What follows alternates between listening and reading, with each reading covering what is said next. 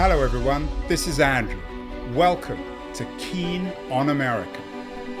On July 4th, 2026, America will be 250 years old. An anniversary that will, no doubt, be greeted with a mixture of celebration, contemplation, and resignation.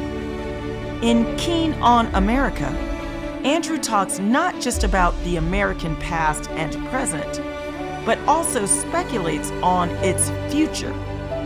What, Andrew asks, will be the 21st century fate of this now venerable American Republic? Hello everybody, it is Thursday, August 7th, 2025. 4 years ago, we did a show with the distinguished historian of antiquity, David Potter, on what Lenin and Luther can teach us about our age of disruption. Back then, David had a new book out. It was called Disruption, Why Things Change. 4 years later, David has a new book out, much more up his alley in terms of his expertise. It's called Master of Rome. It's a life of Julius Caesar. And I'm thrilled that David is joining us from Salisbury in northern Connecticut. David, congratulations on the new book. Might the subtitle of this new book be, in contrast with Disruption, Why Things Don't Change? Well, actually, there's a good deal in common between the two, because what we're looking at is the failure of political systems. And Caesar became Caesar because the Roman democratic system had ceased to work. And people were quite willing to vote for laws creating special commands for people like Caesar and his contemporary Pompey. They felt that the system didn't work for them. And we have sort of remarkable moments, the failure of a judicial system, which undermines faith in any kind of political system. If people don't think they're going to be treated fairly, if influence peddling is the story of the day, they'll look for somebody who can do for them what they want and what they need. It's what Caesar promised. In his consulship in 59, he passed a whole series of laws which gave land to people who were in need of it, making up the promises that had been made to members of the Roman military about their retirement. After his victory in the civil wars, he engaged in major programs of social reform, largely aimed at ensuring, first of all, that his soldiers would have what they'd been promised, but then that the average citizen of Rome would be able to eat, might be able to get property in some part of a Roman province. He did so without confiscating masses of land. And so what we see here is what happens when another kind of political system fails. So, David, and I want to maybe backtrack a little bit and talk more broadly about what kind of political system existed before Caesar and then post-Caesar and during Caesar in Rome. But are you suggesting that Julius Caesar was Rome's version of Lenin or Luther, a disruptor, or was he the person whose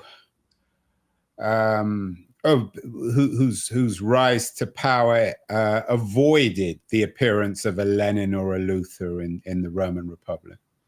He was very clearly a disruptor. And there was a fascinating speech that Cicero gave in 63, where he turns to Caesar and says, "We all know that you're one of these people who follows the popular path.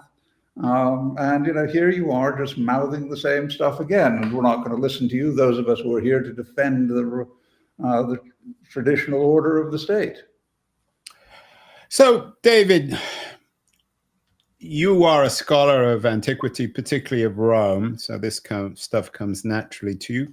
Paint the picture. Give us the background of the Rome of Julius Caesar.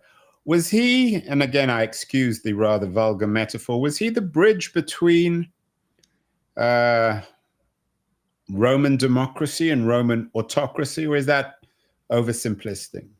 I think that's actually a very good way of putting it.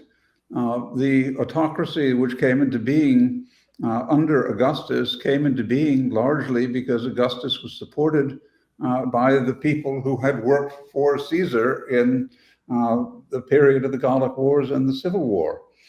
They respected Caesar's choice of the young Octavian, improbable though it was, to be his heir. And Octavian had certainly learned things from Caesar's failure. The one thing about Caesar was he was an extremely top-down hierarchical administrator. He was extremely bright, so he could make it work. But what Octavian realized was he couldn't do things that way, that he had to create a system which made more space for other people. And he did so, I think, with his eyes firmly on the Ides of March in 44 BCE. Yeah, the Ides of March, of course, made famous not just by Julius Caesar himself, but by Shakespeare. Was Rome, it seems somewhat paradoxical, I guess, given that Rome is always associated with military might and empire. Was Rome really a democracy? And when we talk about this thing called democracy or Roman democracy that Caesar disrupted, what exactly was it? It's certainly not like American democracy, is it? No, it isn't. But Cicero, I think, summed it up very well, even though it's not entirely clear he believed what he was saying, that the res publica, the state, is the property of the people. And legislation had to be passed through popular assemblies. Now, voting in these assemblies was very limited simply by time and space, so that certainly no majority of Roman citizens ever got together and voted on anything. But you also couldn't do anything unless the people had voted for it. All magistrates were elected. Legislation needed to be passed in different assemblies. The rights of Roman citizens were theoretically, and this is a really important point in Caesar's lifetime, protected from arbitrary behavior by Roman magistrates. Anybody who was going to participate in Roman politics had to be very clear of the public standing that they had. And even people like Cicero, who have given us our basic vision of Rome in this period, would go on at length about how you had to pay attention to what the people were saying in the theaters, what people were saying in the streets. So not a democracy like ours today, but it was certainly a democratic system of government that was based on the principles that an assembly of the Roman people decided what was going to happen. And of course, Aristotle was who I'm not sure if he invented the term democracy, but he certainly made it famous, or has made it famous, was no great fan of it, suggesting that it was a worse form of government than others. When you talk about Roman citizenship, David, what did you have to be a citizen? Was it land ownership? Of course, this was a society dominated not just by slavery, but also by profound inequalities between men and women. Are they as sort of stereotypical as many people imagine? Well, what you needed to be a Roman citizen was simply to be added to the list of Roman citizens by the censors. And then you were appointed to one of the 35 tribes, which is the group with which you would vote in elections and votes on laws. So there was not a wealth requirement to become a citizen, though your wealth would determine what group you voted in certain of the assemblies. Another feature of Roman citizenship that made it very, very different from other citizenships was that freed slaves could become citizens. And we have various points in Roman history where there were large-scale emancipations as people decided that, they knew that slaveholding was very expensive, was not an economically viable system. The majority of slaves were held by very wealthy people in jobs which were very limited. I mean, you could be the doorkeeper, you could be the cook, you could be the person who served, etc., or you could be the secretary. And it's, the slave owner we know best of all was, of course, Marcus Cicero, and one of his few true friends was his freedman secretary.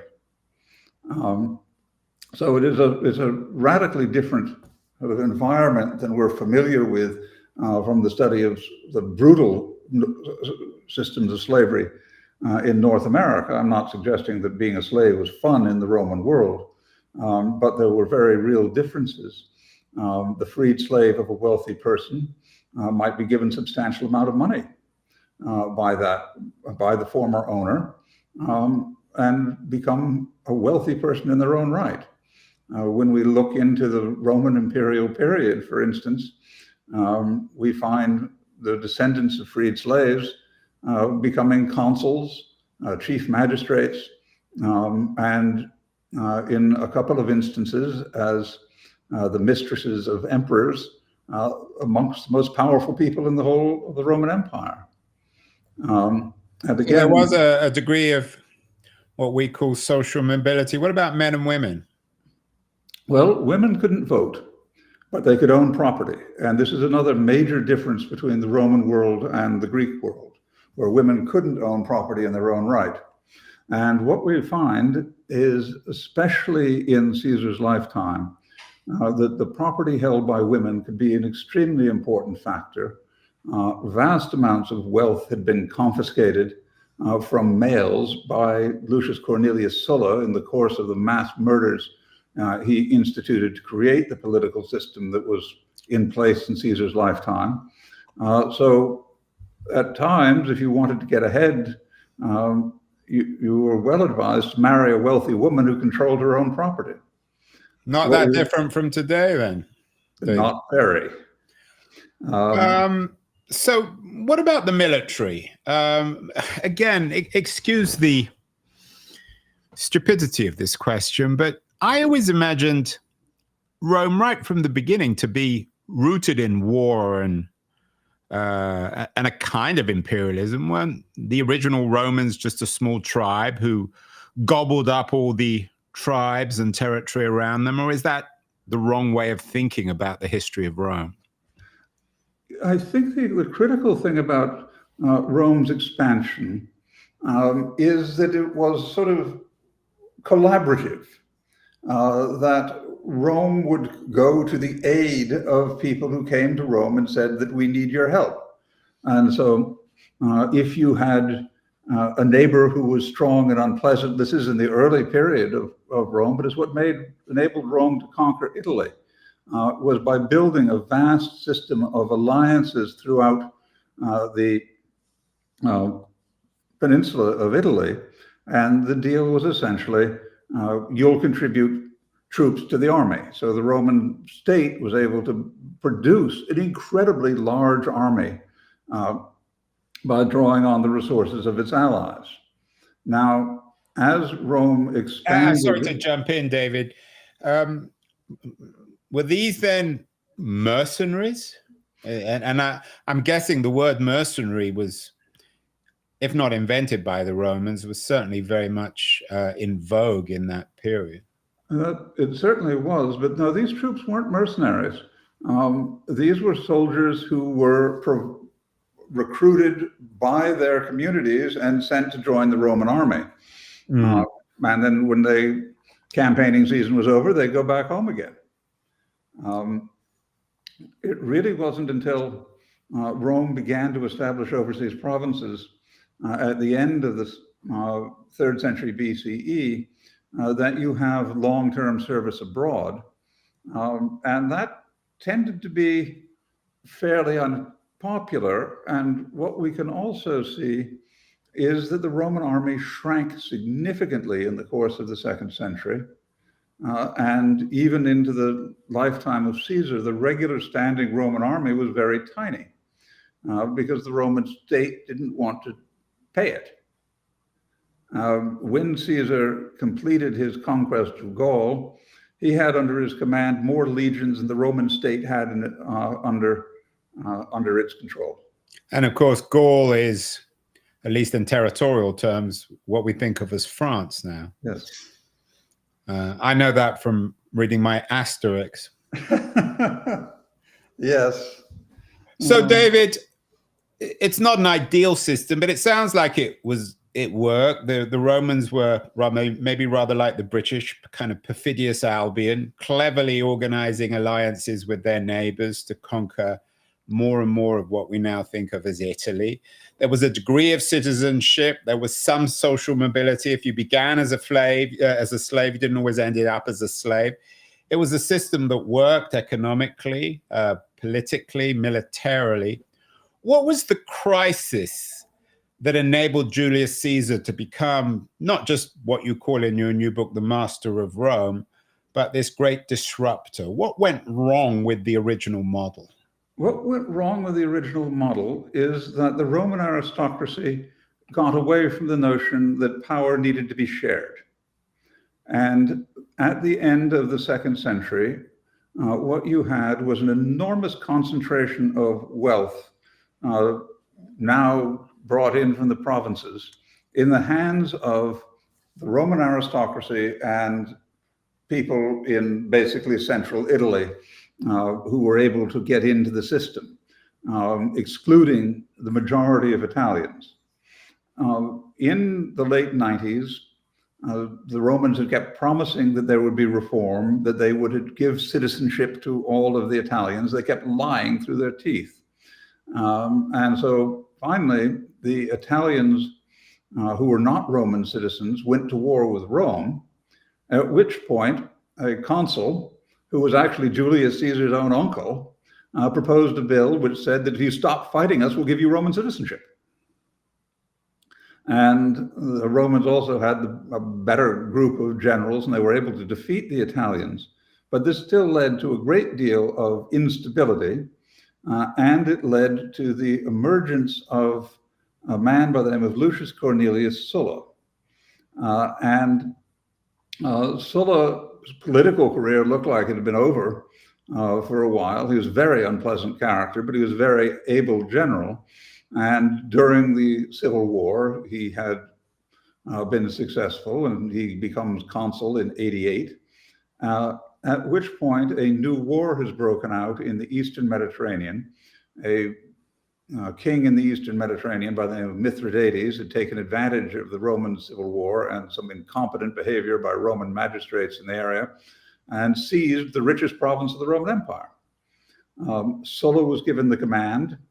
It was then taken away from him by his political rivals, at which point he went to his soldiers and said, essentially, that irresponsible politicians have stolen the command from me and stolen the war against Mithridates, which promises to be very, very lucrative, from you, and led them in a march on Rome to murder his political adversaries. At which point he took off to fight Mithridates. While Sulla was out of town, his political rivals, again, I mean, it's a lesson here that stable power and murdering your enemies don't go hand in hand, had seized power. But again, Italy was impoverished by the war. They didn't have great resources under their control, whereas Sulla was able to gather money after defeating Mithridates, and he allowed Mithridates to return to his kingdom in response for a massive payment to Sulla himself. So even though you are the great criminal who's murdered Roman citizens across Asia, we'll forget about that if you give me some money and some ships, because I need to invade Italy. which Sulla did in the late 80s, and established his own regime in Italy, having won the Civil War. He took land away from anybody who had fought against him, and he imposed his own veterans and communities around Italy. He posted up lists of people who were automatically to be executed because they had opposed him. The result of this, Sulla thought, was great stability, and he wrote a long autobiography in which he likewise explained how his various actions were guided by the gods. Well, did he entitle it Art of the Deal, David? It could have been, certainly the Sulla's Art of the Deal, yes. It was clearly very long. Would you describe Sulla, and we'll of course come to Caesar and Trump later, but was Sulla more like Trump or more like Mussolini? I know Mussolini idealized the Romans too. Or maybe Trump and Mussolini aren't as unlike each other as some people might think. I think that if you were looking at somebody who was persistently motivated by grievance, you'd find that that was much more Sulla than Caesar. If you look at somebody whose sort of inherent viciousness, whose response to any kind of disagreement was simply to exclude people or kill them, that was certainly Sulla. I mean, it's interesting that Elon Musk finds him as a role model for himself. He was also a serious drunk. Like Elon Musk. Before we get to the heart of the matter and why and how Caesar's different from Sulla, and of course, the contemporary lessons of whether or not we Americans today really are Rome. Why is this history not just another episode in tribal shenanigans? We haven't really discussed, or you haven't really explained the Roman contribution to the world, what made them different from every other tribe in Western or Eastern or Central or Northern Europe at that point. Was it we've talked a little bit about their politics, but was it technological? Was it legislative? What was the Roman achievement that we intellectually, or you at least, seem to be protecting and admiring? The critical thing about the Romans was when things were working right, Roman society was open to outsiders. What we can see, for instance, in Caesar's conquest of Gaul is he is finding ways to integrate Gauls directly into his system.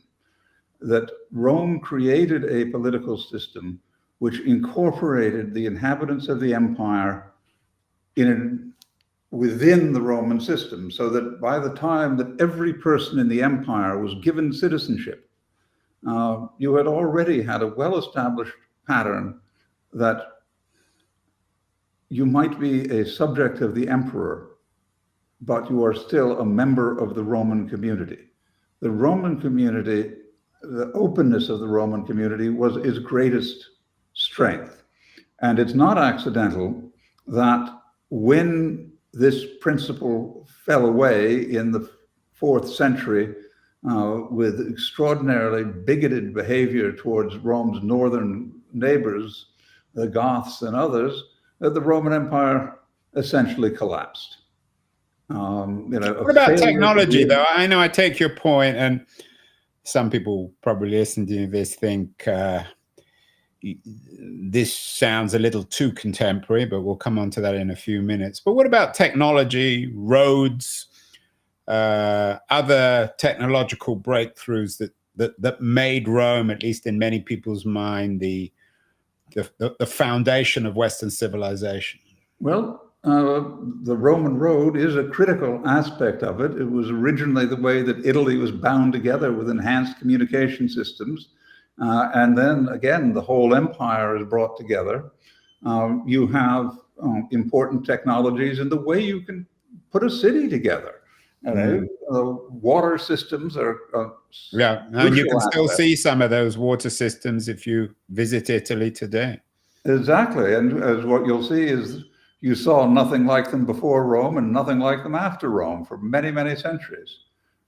It was a sense that you had to be able to create viable communities, and the technology did that. The technology was also an important aspect of Roman war. One of the things that we see Caesar stressing throughout his narrative is technological superiority. Were the inventors of the technology, were they, using perhaps a rather foreign word for Romans, were they middle class? Were they part of the aristocracy? Who were these innovative technologists who enabled Rome to dominate the world so successfully for so long? We don't have very many real names, but the people who we can see doing this were highly educated members of the upper class. Probably, so this was not a bourgeois revolution, it was an aristocratic one. So let's get back to the subject of your new book, Julius Caesar, Master of Rome. You presented Sulla as a rather unpleasant character who emerged out of the crisis of the Roman Republic, of Roman democracy.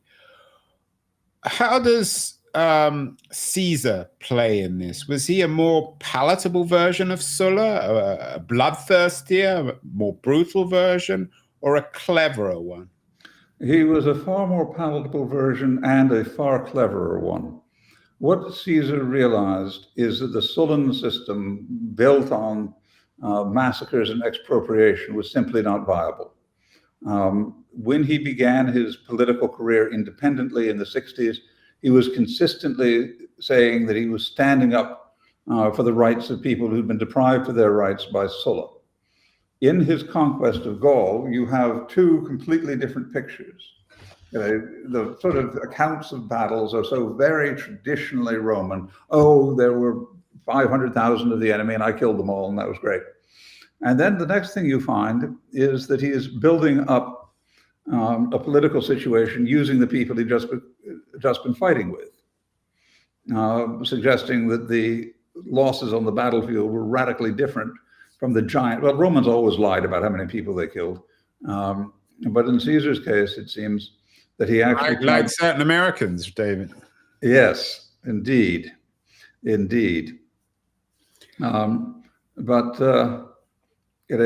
he, in the Civil War, for instance, what he clearly wanted to say to his enemies is, you may have made a mistake of opposing me, but I'm not going to kill you. I'm not going to confiscate your property necessarily. If you can come back and be reconciled to my system, then you're welcome back.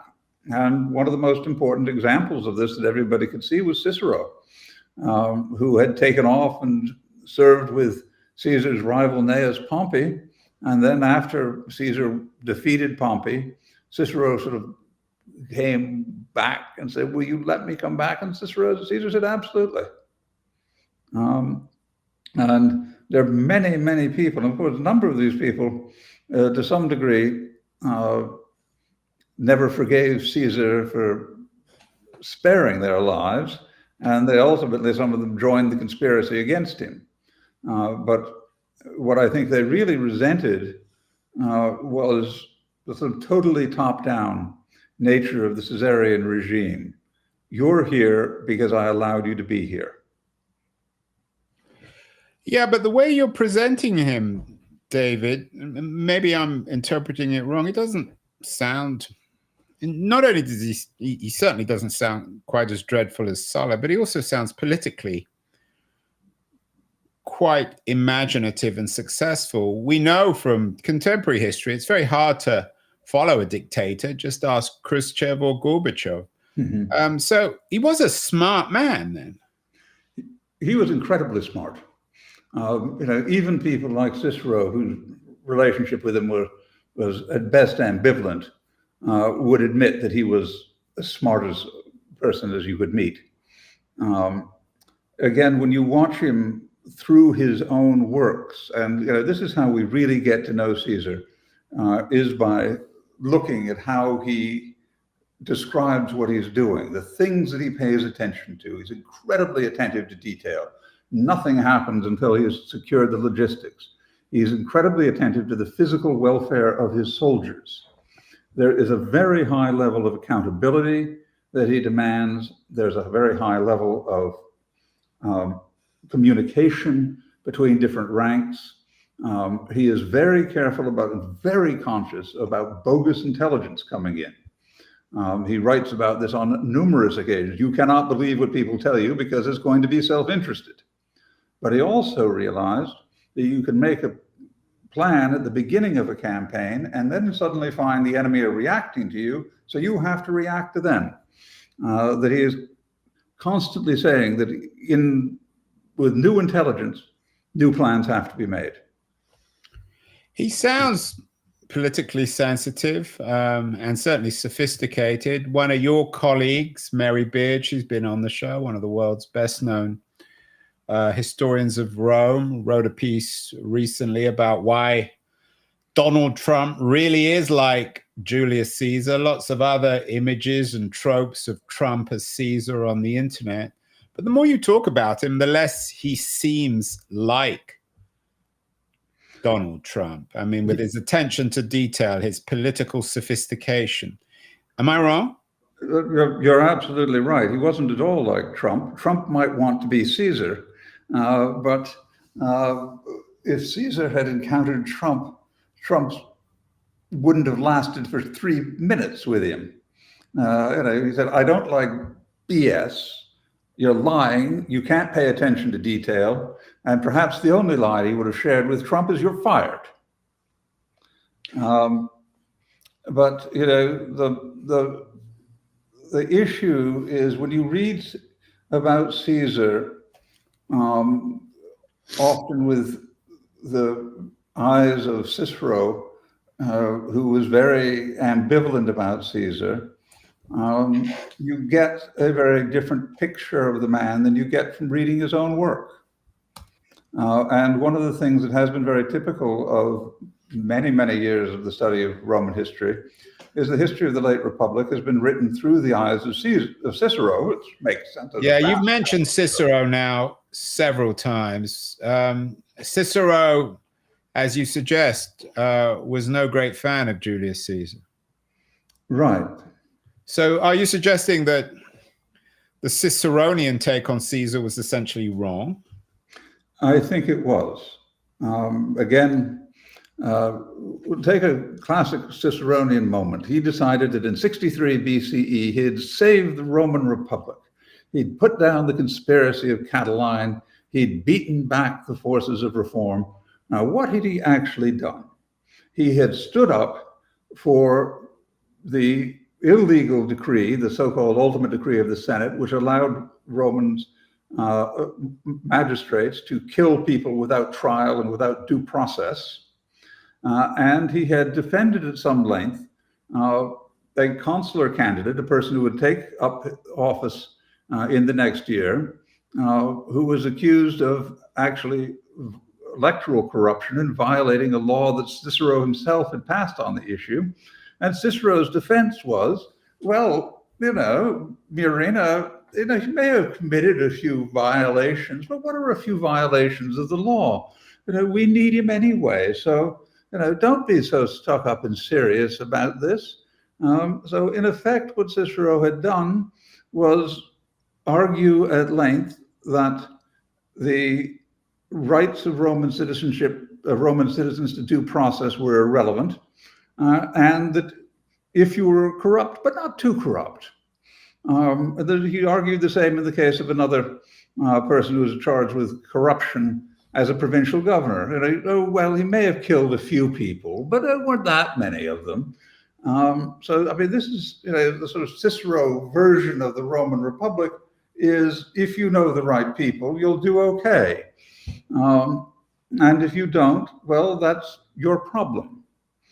And, we can look at Cicero and his works on the Roman Constitution, his work on the Roman Republic, his work on duties. These are extremely eloquent pieces of work.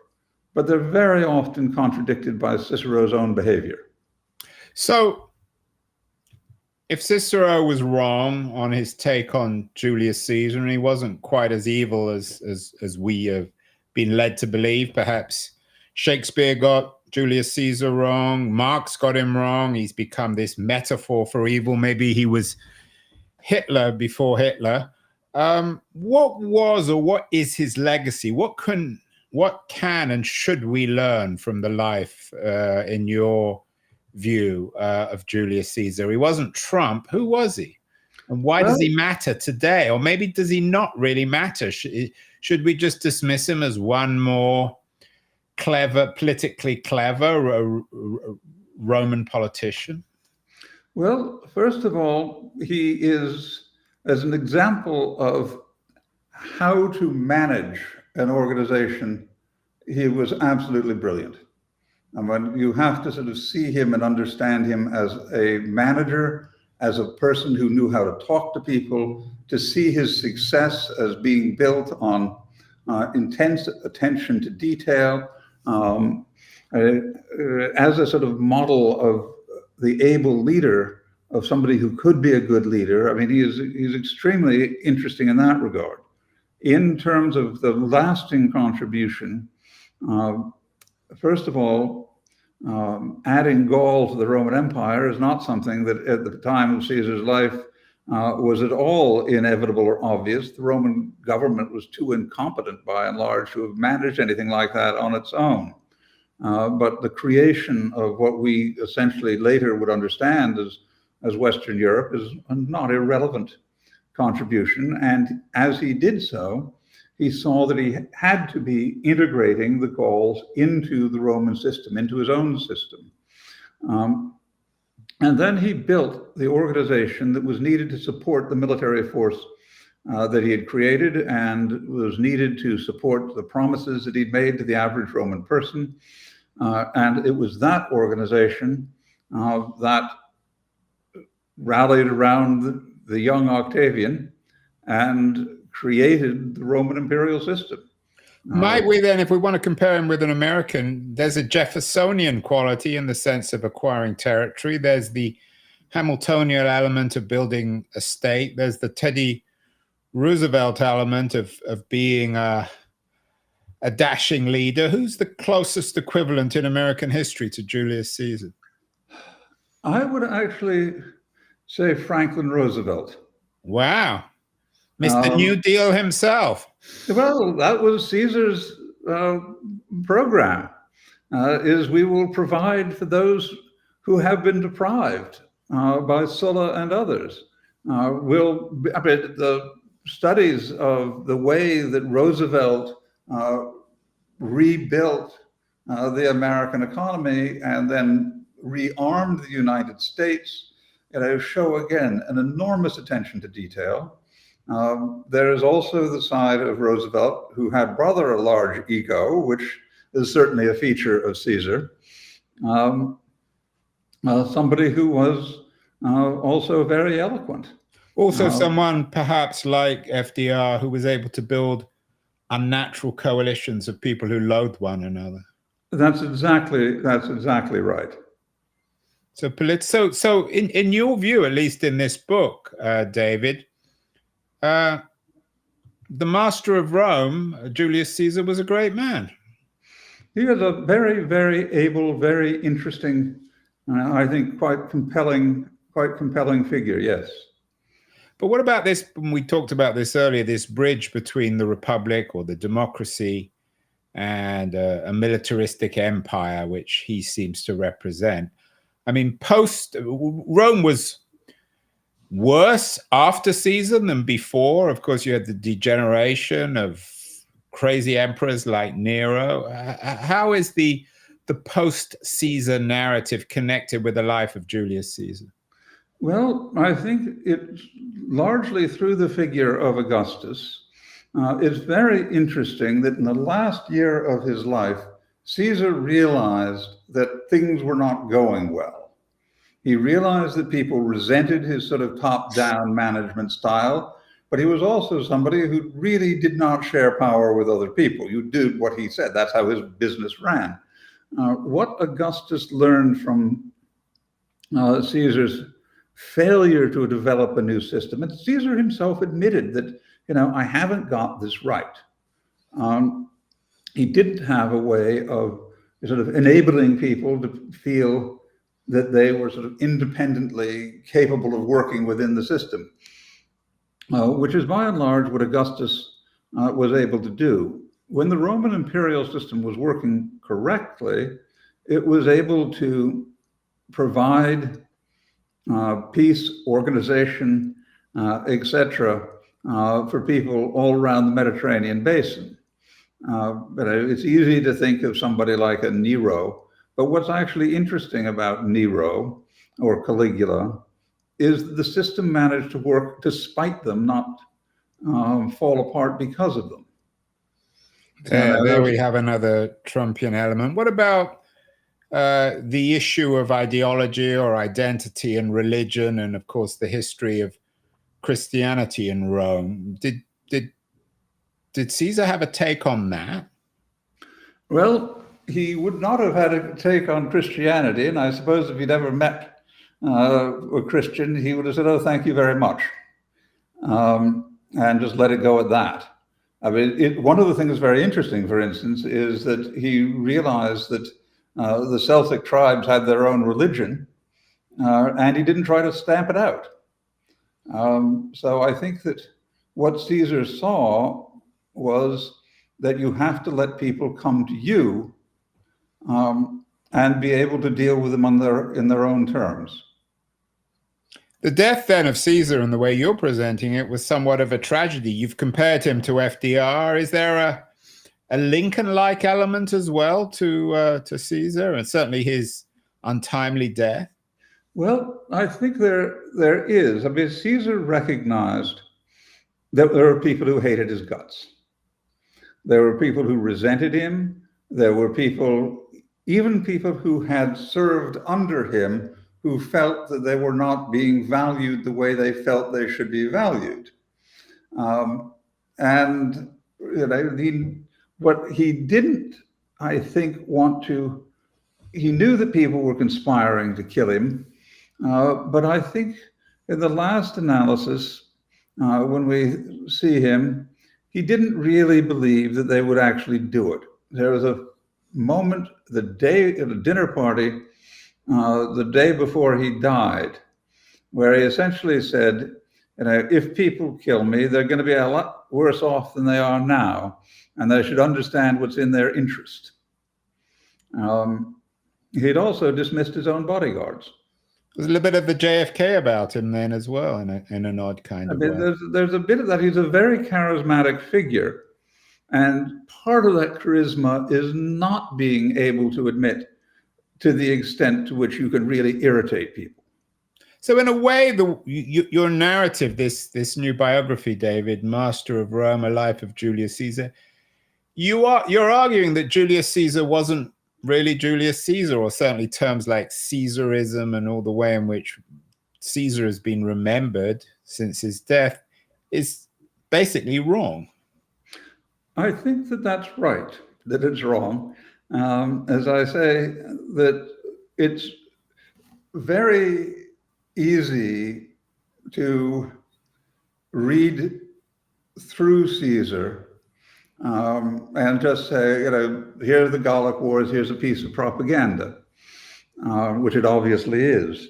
But what I'm trying to show people is that when we really get to grips with the person who wrote this book, he is a very different character, that he is a person who knew how to manage things, who was a person who thought very hard about how to deal with problems as they came up to him. He was a person who was essentially a very, very thoughtful character. Not though a person totally lacking in ego. Obviously not. Caesar had no problem believing that he was the smartest person he knew, and most people actually agreed with him. Well, finally, David, fascinating stuff. As you know, there was a book written back in 2007 by Cullen Murphy, a wonderful book, Are We Rome? That question seems even more pertinent today, almost 20 years after Murphy wrote the book. What does your new history of Caesar, I mean, you obviously have one eye or half an eye on the present, on Trump and the dysfunctionality of American democracy. What does the life of Julius Caesar that you've just written, what does it tell us about whether or not we are Rome, and what we can learn, not just from Julius Caesar, but from Roman history in that period? I think that what we can learn from Roman history in this period is if we don't learn how to talk to each other, failure follows. It's further the case, and I suppose there's some comfort in it, that to be the master of Rome, you have to be a competent person who cares about fact and detail. You can't live in a fantasy world of your own imagining. Again, curiosity is you try to bully people into doing what you want. Caesar would say, how stupid do you think you are? How stupid could you be? But the critical point is that Caesar argued is that the state is responsible to the citizens.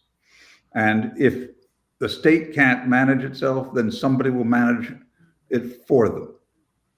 And so what he is essentially saying is that the failure of democracy leads to dictatorship.